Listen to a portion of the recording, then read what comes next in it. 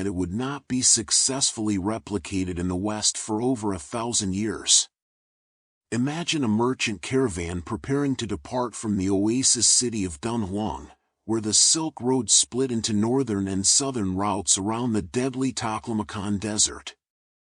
The caravan would consist of hundreds of camels, particularly the two-humped Bactrian camels perfectly adapted to the harsh conditions ahead. These remarkable animals could survive for days without water, withstand temperatures ranging from -40 to 100 degrees Fahrenheit, and carry loads of up to 500 pounds. The camels' broad, padded feet prevented them from sinking into the sand, and their long eyelashes and closable nostrils protected them from sandstorms. The journey from Xi'an to Rome could take over 2 years to complete, and most merchants never made the entire journey themselves. Instead, goods passed through many hands, purchased and resold at trading posts and caravanserais along the way. A bolt of silk might exchange hands a dozen times before reaching its final destination, with each transaction adding to its price. By the time Chinese silk reached Rome, it was literally worth its weight in gold, so expensive that the Roman Senate actually passed laws attempting to restrict its use, deeming it an excessive luxury that was draining the empire's gold reserves. These early travelers faced dangers that would seem unimaginable today. Bandits lurked in mountain passes, sandstorms could bury entire caravans, and in the desert, mirages would lead desperate travelers astray. Ancient sources speak of singing sands and ghost voices that would call out in the night, phenomena we now know were caused by the wind moving across dunes and echoing through canyons. Yet despite these perils, the promise of profit drove merchants forward, year after year, century after century.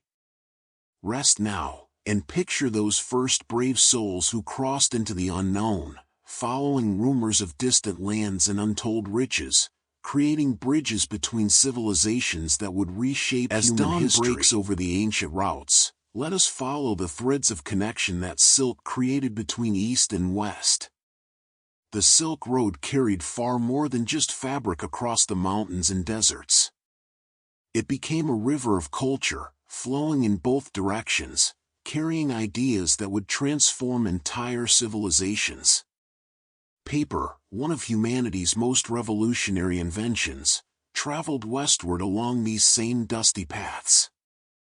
The Chinese had invented paper around 105 CE during the Han Dynasty, when a court official named Kai Luan perfected a technique using tree bark, hemp, old rags, and fishing nets. For centuries, this knowledge remained within China's borders. But in 751 CE, at the Battle of Talas in present-day Kazakhstan, Arab forces defeated a Chinese army and captured several Chinese papermakers among their prisoners. These craftsmen brought their precious knowledge to Samarkand, where the first paper mill outside of China was established. From there, papermaking spread slowly westward, reaching Baghdad by 793 CE. And eventually Europe by the 12th century, forever changing how humanity recorded and shared knowledge. Imagine now the great city of Samarkand itself, one of the jewels of the Silk Road. This ancient city, located in modern-day Uzbekistan, served as a crucial crossroads where cultures met and mingled. Founded around the 7th century BCE, Samarkand grew wealthy as a trading hub, its markets filled with merchants speaking dozens of languages: Chinese, Persian, Arabic, Sogdian, and Turkish. The city's architecture reflected this cultural fusion, with buildings that combined artistic elements from across Asia. Here, a traveler might find Buddhist monks from China sharing tea with Zoroastrian priests from Persia, while Muslim traders calculated their accounts using mathematical concepts that had originated in India. The Sogdians, an Iranian people who inhabited the region around Samarkand and Bokhara, became the master merchants of the Silk Road.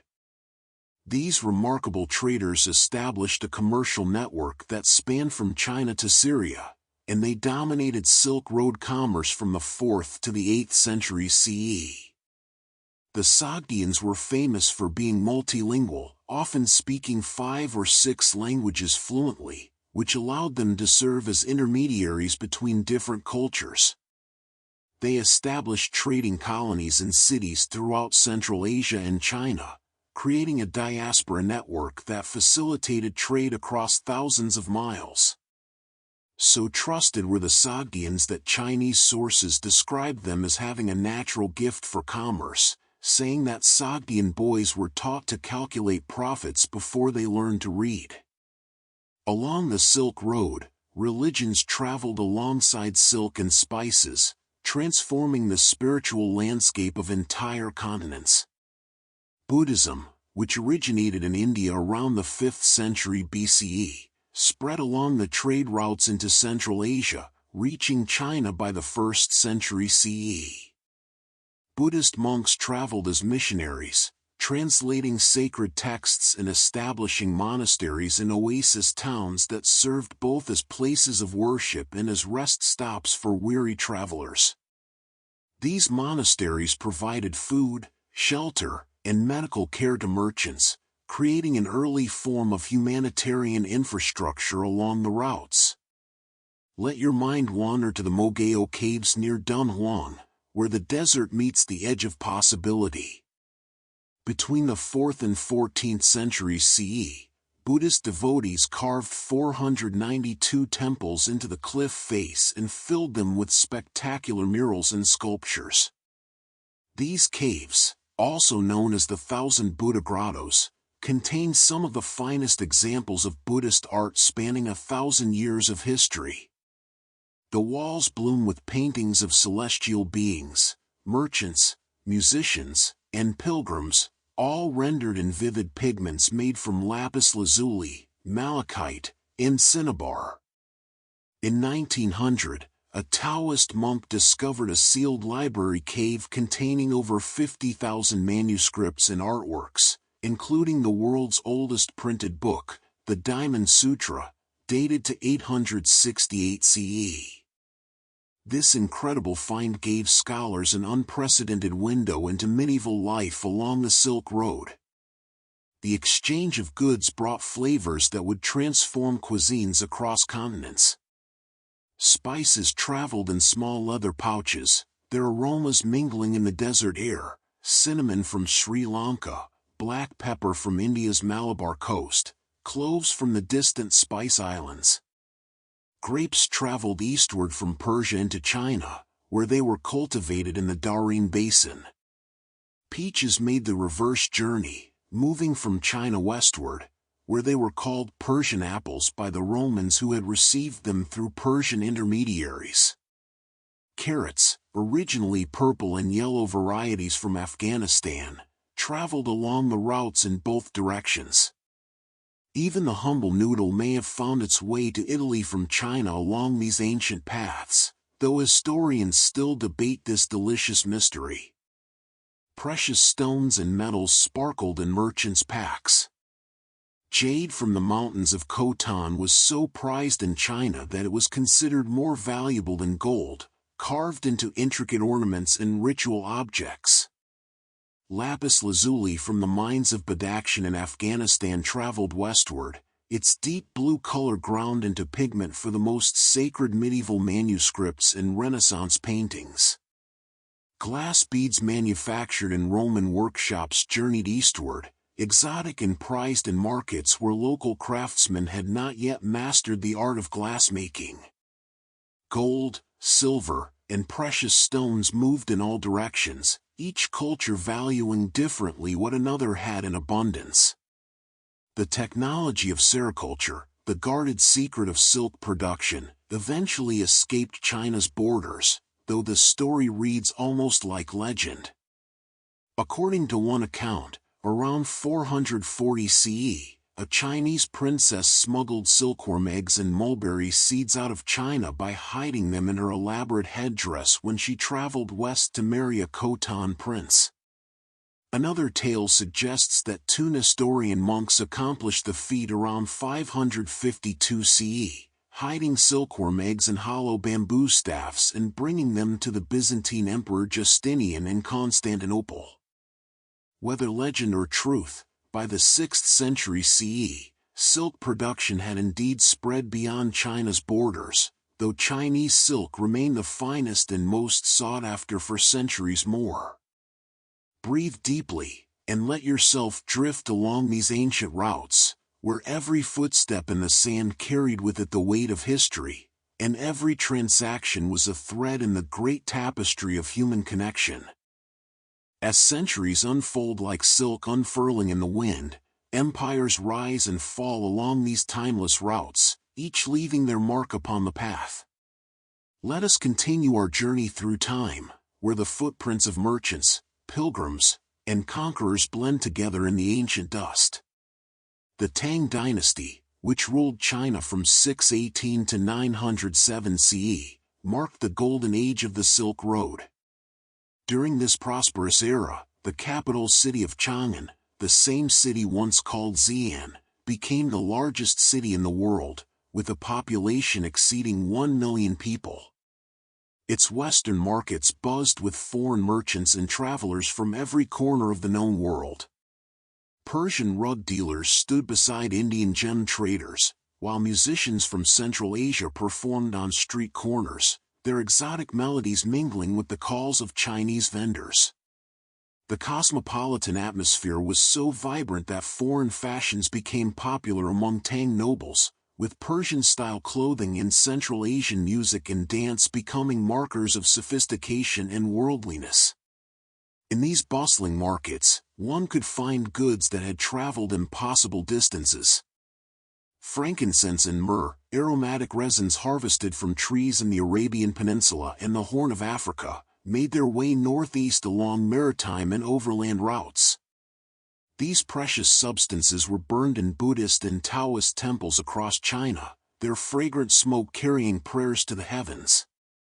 The trade in incense was so lucrative that it spawned its own specialized branch of the Silk Road, sometimes called the Incense Route, which connected the southern Arabian kingdoms to the Mediterranean world and beyond.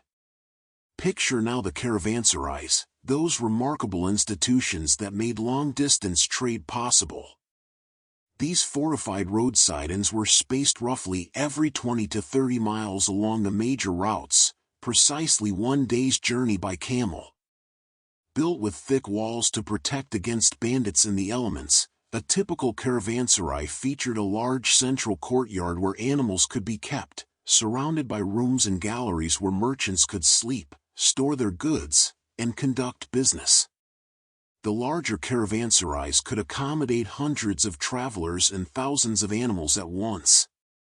Many offered basic amenities, wells for fresh water, blacksmiths to repair equipment, and even small mosques or temples. Some caravanserais were built by wealthy merchants as acts of charity, while others were constructed by rulers to encourage trade through their territories. These way stations became nodes of cultural exchange, where stories and songs traveled alongside goods, where recipes were shared over evening fires, and where friendships formed between peoples who would otherwise never have met. The Silk Road also carried knowledge that would revolutionize warfare and technology. Gunpowder, invented in China during the 9th century CE by alchemists searching for an elixir of immortality, gradually made its way westward.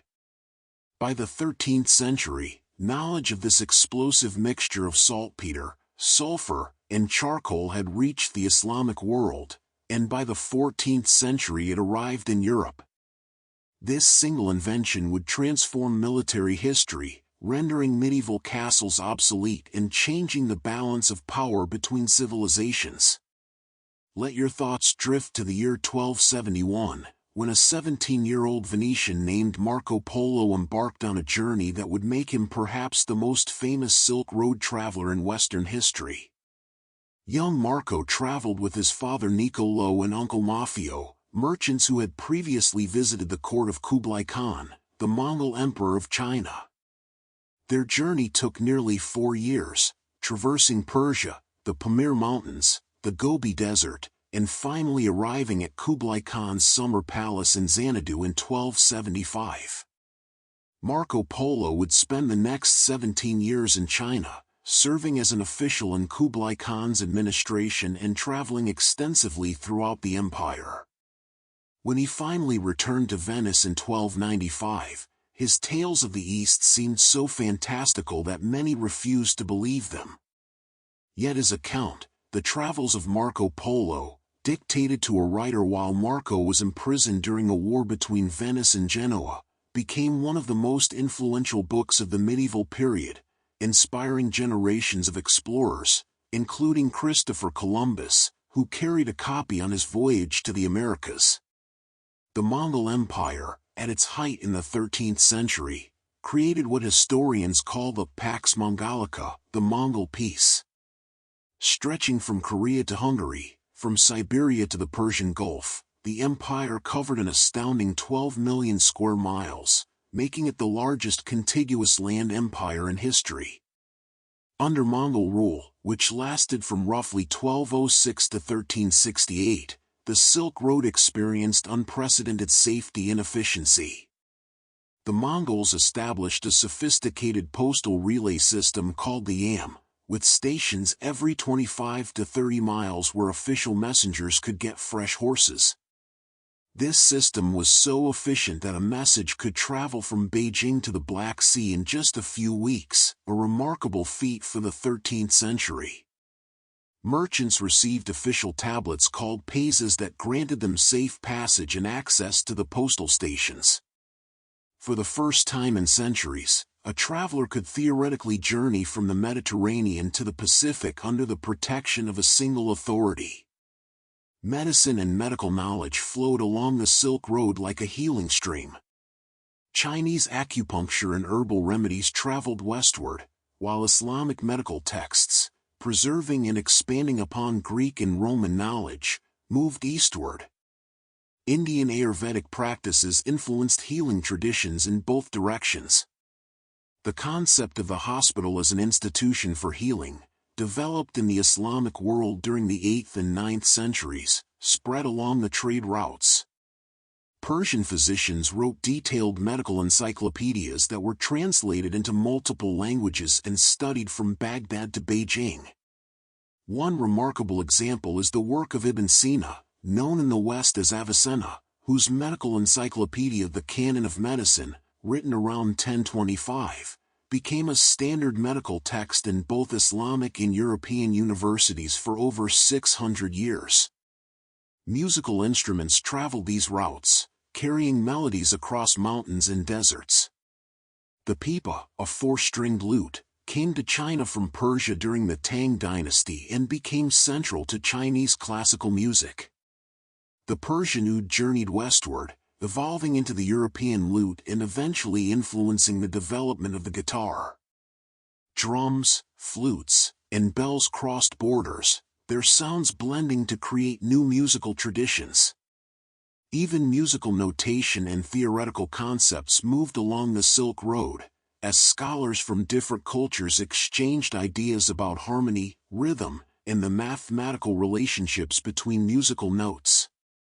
Close your eyes and hear the echoes of ancient melodies, the whisper of silk sliding through merchants' hands, the prayers in a dozen languages rising toward the same stars that guided caravans through the desert night.